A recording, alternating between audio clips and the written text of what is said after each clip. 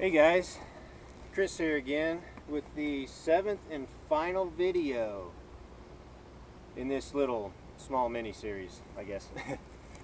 So, in this video I was going to talk to you guys a little bit about making char cloth and using char-tins. So I brought some examples with me today on some different char-tins you can use, and some not so common ways that you can make char cloth or char wood, char rope. You can char about anything you put in the can. Now that does not necessarily mean it will start a fire. You know, I can stick a crawdad in my char tin and char it up. I won't be able to start a fire with it, but I'll definitely have a meal after. But some tins that you can use, old pellet tins. These work very well. The only issue I have with any type of screw lid tin is that after you use them quite a bit as a char tin, some of them, the lid becomes a little difficult to screw on and off. Some other tins, any type of metal tin. So some of you gentlemen that have a beard out there might use some beard balms. These are excellent little tins to use. Solid colognes, little tins like these. These work great if you've got a small pack or you just want to keep something on yourself every day just in case. A small tin like this is nice to have on you. Some not so common, since humans are pretty trashy, no matter where you go on earth, you'll probably find some trash. Beer cans, pop cans, char tins. These do work. You gotta be a little careful, you can burn through them, but they do work. Little metal caps, or this is a copper pipe cap. Put a bottle cap or a beer cap on top, poke your hole in the middle, and you got a nice little small char tin. Tin foil. Yes, you can make char cloth in tin foil. You have to be careful, even more so than using one of these. But it does work. If you have nothing else, this will work in a pinch. Now, how to? Oh, Altoid tins. These are my favorite. Flip up, down, more storage so you can store your fire kit inside. Easy to get in and out of too. Okay, so you've got your tin. Next, what you need to do, here in the center somewhere, poke a small hole. I wouldn't poke it any bigger than a nail, and some nails might be too big of a hole. Next, you need to fill your tin with whatever materials you're going to char.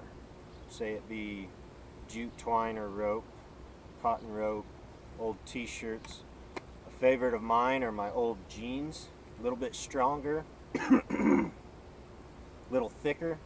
You got a little bit more meat there. They don't become as powdery after you char them. Same with the rope.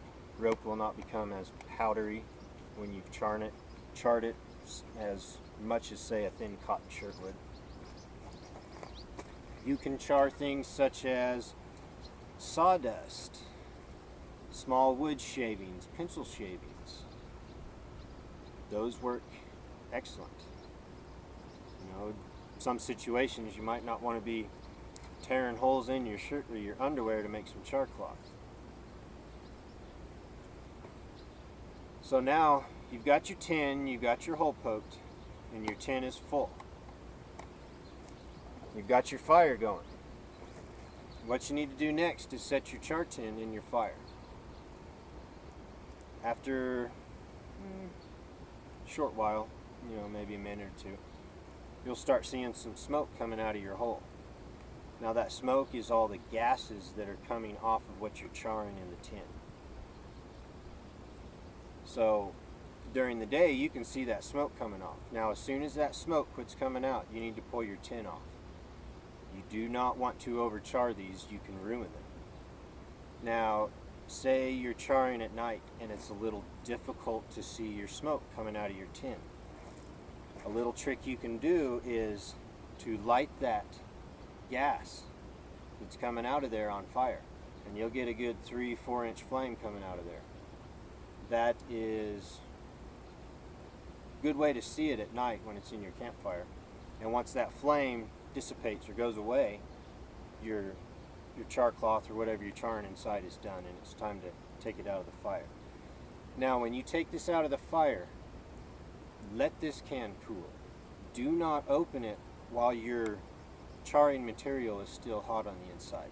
As soon as you open it, you allow fresh oxygen to come into this tin.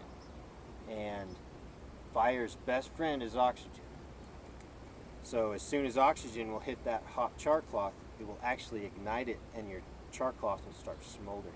It's a neat trick. You can, if you do it real quick, you can reach in, pull a piece out, and hold it up and watch that. It's pretty neat.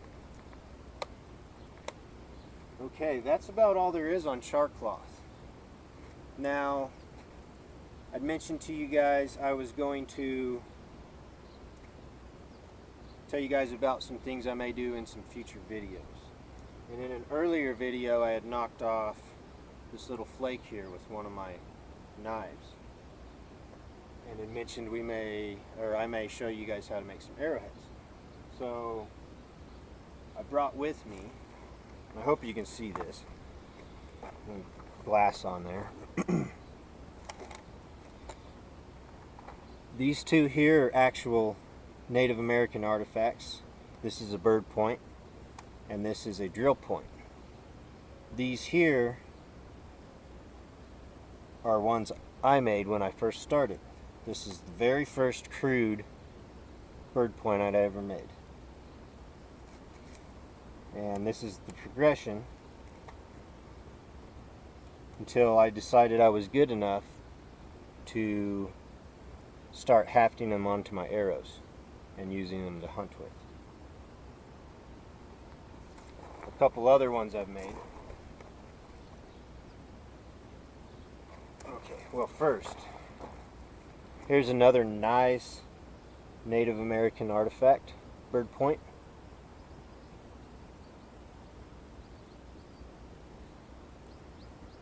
Here's another nice point. And this point could have been used, it's big enough it could have been used on an atlatl. Possibly a spear. It's a little big for an arrow, a little heavy. I wouldn't think they would have put this on an arrow, but you never know. Here's a drill point I had made about a year ago.